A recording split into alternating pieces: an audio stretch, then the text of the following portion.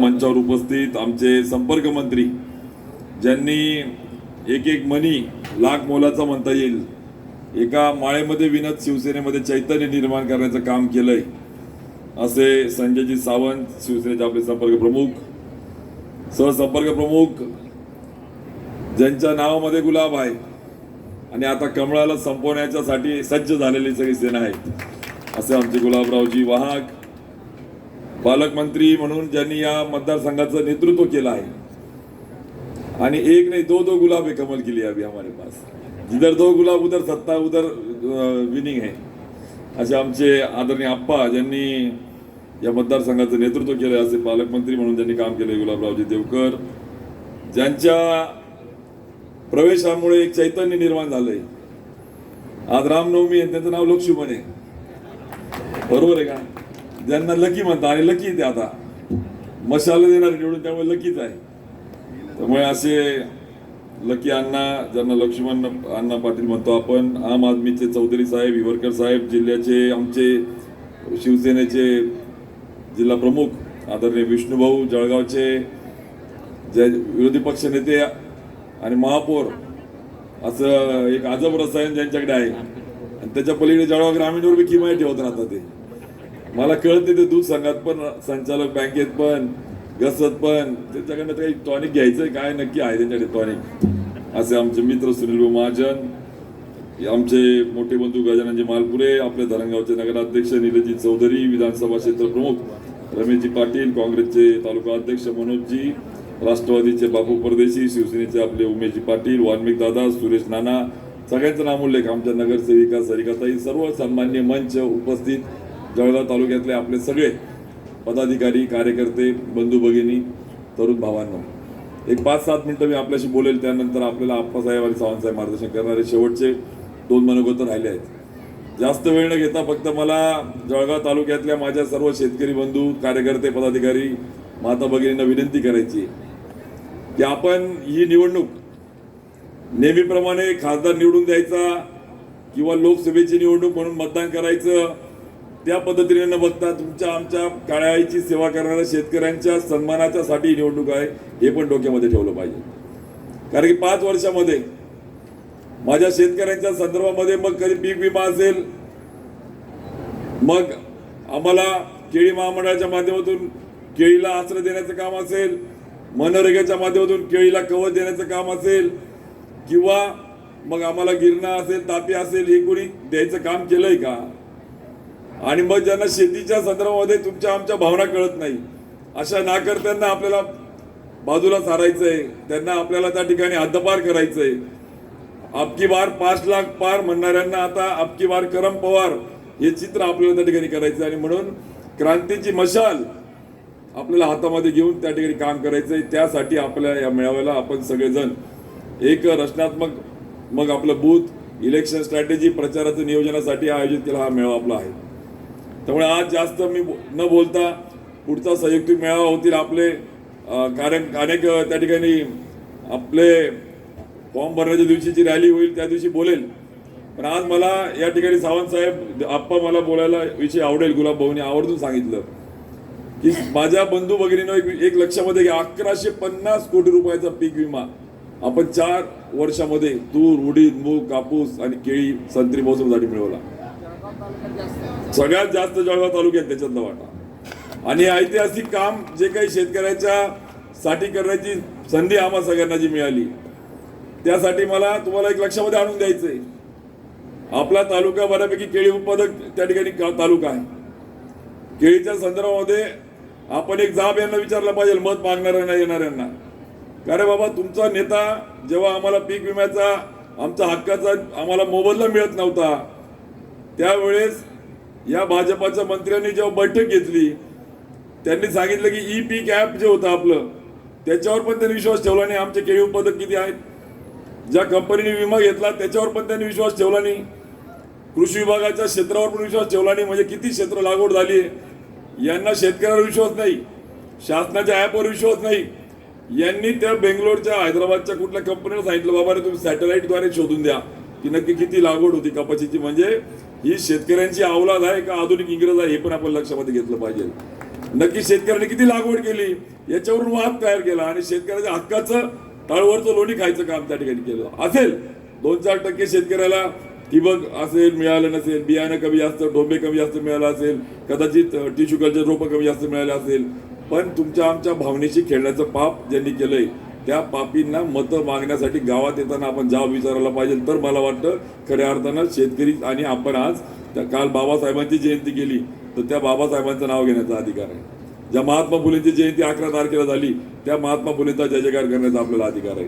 ज्या छत्रपती शिवाजी महाराजांचा आपण जय जयकार करतो त्यांचं नाव घेण्याचा आपल्याला अधिकार आहे. कारण की मिरचीच्या देठाला कोणी हात लावेल तर बोट कलम करून टाकेल, हा छत्रपती शिवाजी महाराजांचा विचार. आणि ते शेतकरीचा शेतकरी.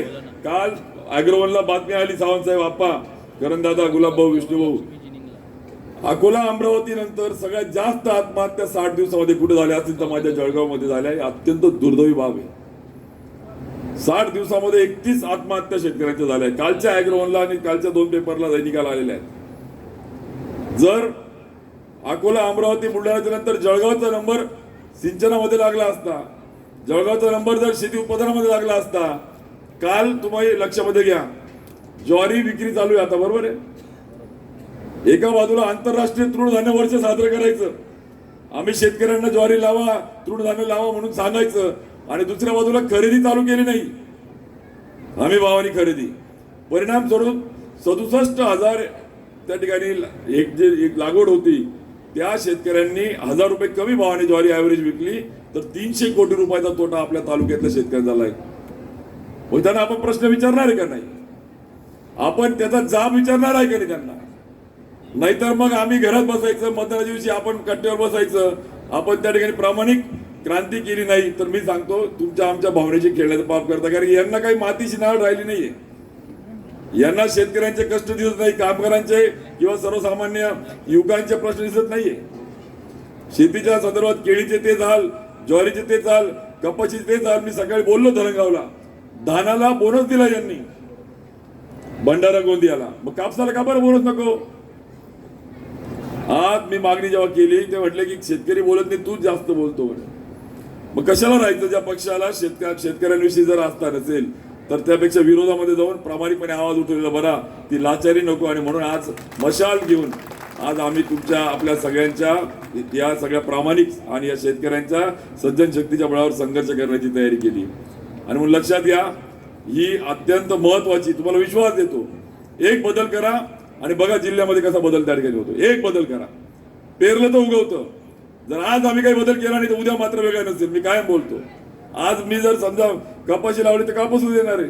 आज चांगलं पेरलं तर उद्या काहीतरी येईल, पण आज पेरलंच नाही, आज मेहनत घेतली नाही, मी क्रांतीच केली नाही, मी बटन मशालचं दाबलं नाही तर उद्या मात्र बदलणार नाही, हे लक्षामध्ये घ्या. आणि म्हणून इथून जाताना आपल्या गावामध्ये बूथमध्ये प्रामाणिकपणे गावातल्या तरुणांची काय स्थिती हो, बुलढाणा अमरावती 2-2 तास सरळ सेवा भरती, BA BCom BSc झालेल्या तरुणांची तलाठी, आरोग्य सेवक, कृषी सेवक, ग्रामसेवक या भरत्या चालू आहेत. ज्या ग्रॅज्युएट क्लरिकलच्या भरत्या चालू आहेत. कधी पेपर फुटतोय, 3 तास उशिरा पेपर येतोय, 200 रुपये, 500 रुपये, 1000 रुपये त्या ठिकाणी पैसे घेतले जात आहेत फॉर्म भरण्याचे, पण परीक्षा वेळेवर होत नाही, करोडो रुपये लुटले जात आहेत. आणि म्हणून आज या सगळ्या सावळा गोंधळ जो सुरू आहे, यांनी आपल्या गावरानी भाषा आपण म्हणतो ना, आपल्या खुटाला बैल बांधले तो, असा यांचा या ठिकाणी समज आहे की आपल्या खुटाला बैल बांधलेले आहेत. त्यामुळे आज या मेळाव्याच्या माध्यमातून आपल्याला संकल्प करायचा आहे की मीच उमेदवार आहे. काही लोक म्हणतील आमच्या गावात उन्हात नाही बोलतो, मग करम पवार उन्हात देखूत, मग मीच करम पवार आहे, मीच त्या ठिकाणी मशालचा उमेदवार आहे, मीच मशालचा त्या ठिकाणी प्रतिनिधी आहे. काँग्रेस, राष्ट्रवादी काँग्रेस शरदचंद्र पवार साहेबांच्या विचाराने प्रेरित झालेली आणि शिवसेना ज्या उद्धवजी बाळासाहेब ठाकरेंच्या विचारानं एक क्रांती घेऊन आपल्या महाराष्ट्रामध्ये त्या ठिकाणी आपण बघतोय की एक धगधगता विचार घेऊन काम करते, त्याला आपल्याला साथ द्यायची. आणि म्हणून आज केळी, कापूस, ज्वारी, अजून खोलात जर गेलो मी तुम्हाला सांगतो खूप प्रश्न आहेत, खूप इश्यू आहेत. मी जे त्याशी बोललो नाही ना, फिरू देणार नाही, त्याच्या मागचं लॉजिक ते आहे की शेतकऱ्यांना जर वास्तव सांगितलं ना तर शेतकरी यांना गावात प्रवेश देणार नाही, अशी परिस्थिती या ठिकाणी आहे. त्यामुळे आज मी विनंती करेल की इथून जाताना आपण सगळ्यांनी एक मूड बांधायची, संकल्प करायचा आहे की गावामध्ये, बूथमध्ये, माझ्या गणामध्ये, गटामध्ये, माझ्या वार्डामध्ये, माझ्या वाड्यामध्ये, माझ्या पाड्यामध्ये, माझ्या तांड्यामध्ये जात पात पक्ष बाजूला ठेवून आमचा शेतकरी जात आहे, आमचा माणुसकी धर्म आहे आणि आम्हाला सगळ्यांना या निवडणुकीमध्ये काही झालं तरी क्रांती करून एक बदल करायचा आणि एक बदल करा आणि मग बघा कसे बदल त्या ठिकाणी दिसतात. जर आपण बदल केला नाही तर बदलणार नाही. लक्षात घ्या, गिरणाचं खोरं मराठवाड्याचा मुक्ती स्वातंत्र्य संग्राम दिन झाला. मराठवाड्यातल्या पूर्णापासून अनेक नदीवर बंधारे मिळाले. गिरणावर बंधारे झाले का? मग हे झोपा काढतात का? मी बोलतो तर राग येतो यांना. निम्न तापी सारखा प्रकल्प 30-30 वर्ष पूर्ण होत नाही. जर जलसंपदा मंत्री असताना माझ्या काळात माझ्या जिल्ह्याचा प्रकल्प होत नाही तर एखाद्याने राजकारणातून संन्यास घेतला असता, लाज वाटली असती. पण यांना लाजाने निर्लज्ज आहे अजून. आणि वरून सांगायचं, बरोबर आहे का? पक्ष पक्ष, अरे भाई पक्षाला बांधलेलं बैल आहेत का तुम्ही? जर आमच्या जीवनाशी संबंधित प्रश्नांना न्याय देणार नसाल तर ते राजकारण त्या ठिकाणी नको आहे आम्हाला. आमच्या जीवनाचे प्रश्न सोडवायला राजकारण तुम्हाला काही मिरवायला पाहिजे का? तुम्हाला शर्ट इन करून काही तुम्हाला समाजामध्ये तुम्हाला काही त्या ठिकाणी अगरबत्ती ओळायला राजकारण करायचंय का? आणि मग हे आमदार खासदार चुलीमध्ये गेलं, नकोय ते पद आम्हाला. जर त्या माध्यमातून जर आमचे प्रश्न सुटत नसतील तर आम्हाला नकोय ते राजकारण आहे. म्हणून मी जे बोलतोय लक्षामध्ये, ही स्वाभिमानाची लढाई आहे, ही सन्मानाची लढाई आहे, ही शेतकऱ्याला ताट पाण्याने जगण्याची लढाई आहे, ही पाण्याच्या शेतीमालाच्या पुढच्या पिढीच्या भवितव्याच्या गिरण्याच्या तापीच्या खोऱ्याची लढाई आहे, जिल्ह्याला एका उंचीवर नेण्याची लढाई आहे. आणि म्हणून इथून जाताना जागे व्हा. 20 दिवस द्या तुम्ही, फक्त 20 दिवस राहिलेले, आता 22-25 दिवस. या 22-23 दिवसामध्ये 2 दिवस प्रचार आधी बंद होईल, पण या 22-23 दिवस सकाळी 3 तास, संध्याकाळी 3 तास 6 तास द्या. मी तुम्हाला विश्वास देतो, आम्ही प्रामाणिकपणे सजगपणे पुढच्या काळामध्ये शेती मातीची नाळ त्या ठिकाणी ठेवू. आणि शेवटचा एक मुद्दा मांडतो आणि थांबतो की बघा, मी सकाळी बोललो धरणगावला, काल देवळी गावामध्ये गेलो. एक शेतकरी मला बोलला की दादा म्हणे भाजपाचा एक कार्यकर्ता मत मागायला आला माझ्याकडे म्हणे. मी त्याला विचारलं, बरं भाऊ म्हणे, एक काम कर म्हणे, तू उमेदवाराचं KYC दे म्हणे मला. म्हटलं KYC? म्हणे हा म्हणे, कर्जमाफी देताना KYC मागतात म्हणे आम्हाला. आम्ही सांगितलं KYC दे म्हणे. KYC आल्यानंतर मग त्याला सांगितलं की KYC आल्यानंतर आता मी अभ्यास करेल, बरोबर आहे का? हा उमेदवार कसा आहे, जिल्हा परिषद काळात कसा होता, विधान परिषद निधीवर किती मलिदा मारला, कशा पद्धतीने त्याने समाजाला त्या ठिकाणी वागणूक दिली आहे, न्याय दिला आहे. आणि मग अभ्यास करून काही अटी शर्ती ठेवून ज्या पद्धतीने तुम्ही कर्जमाफी दिली ना, तसं मी विचार करेल म्हणे. काही अटी शर्ती ठेवून मी विचार करेल, नाहीतर माझी मशाल मी हातामध्ये घेतली म्हणे. म्हणजे आता शेतकरी पण हुशार झालाय. जर PM किसान घ्यायचं तर तुम्ही KYC करायला जा.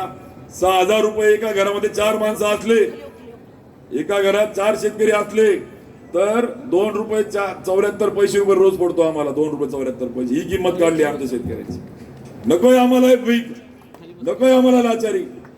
आमच्या अभिमानाची ज्वारी खरेदी करा, आमच्या कपाशीला बोनस द्या, CCIचा भाव वाढवा, आमच्या केळीला आमच्या हक्काचं कवच द्या, महामंडळ स्थापन करा, नवीन बियाणं द्या, आम्हाला मनरेगामध्ये केळीला नीट त्या ठिकाणी अनुदान द्या, आमच्या केळीला त्या ठिकाणी चांगल्या पद्धतीने मार्केटिंग कसं होईल त्याचं इन्फ्रास्ट्रक्चर उभारा.